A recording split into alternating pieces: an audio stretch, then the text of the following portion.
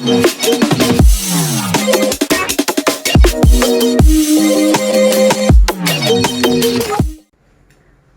Swastiastu. Halo adik-adik, bagaimana kabar kalian hari ini? Tidak terasa kita sudah beranjak ke pertemuan keempat membahas mengenai bangun ruang sisi datar. Pada video ini kita akan khusus membahas mengenai bangun ruang sisi datar, yaitu limas. Adapun tujuan pembelajaran kita hari ini adalah: yang pertama, kalian mampu mengidentifikasi unsur-unsur dari limas. Yang kedua, kalian mampu menentukan dan menghitung luas permukaan limas. Yang ketiga, kalian mampu untuk menentukan dan menghitung volume limas.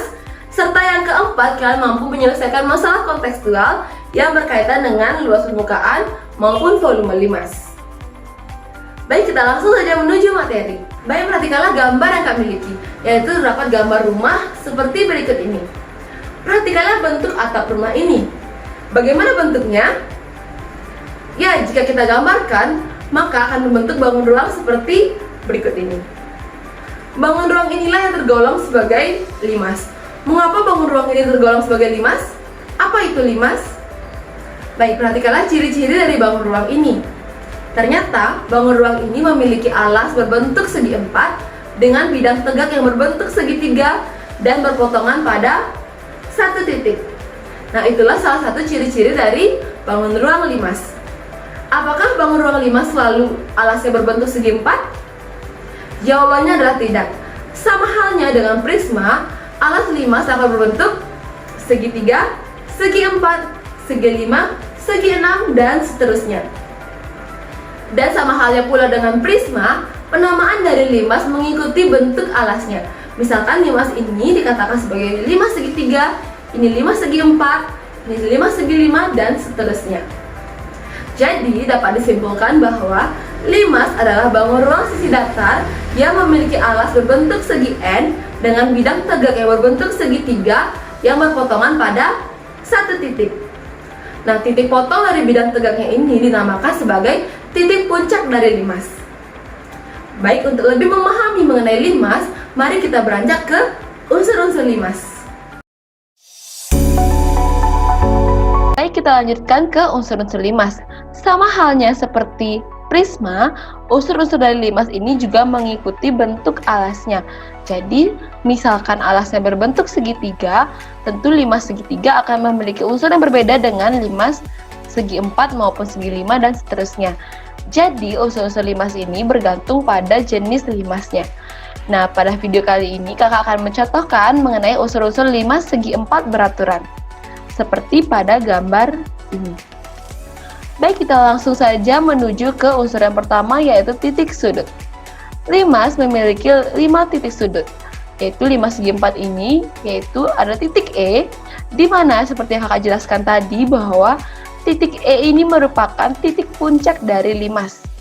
Lalu ada titik A, titik B, titik C, dan titik D yang merupakan titik sudut pada alas limas. Jadi limas segi empat beraturan memiliki 5 titik sudut. Kita lanjutkan menuju unsur rusuk. Nah, pada limas ini memiliki 8 rusuk, yaitu rusuk AB, rusuk BC, rusuk CD, rusuk AD yang merupakan rusuk alas, dan terdapat rusuk AE, BE, CE, dan DE yang merupakan rusuk tegak. Baik, kita lanjutkan ke bidang sisi. Nah, limas ini memiliki 5 bidang sisi, di antaranya 1 sisi alas yaitu sisi ABCD, dan memiliki 4 sisi tegak yang berbentuk segitiga, yaitu ABE, ADE, BCE, dan DCE.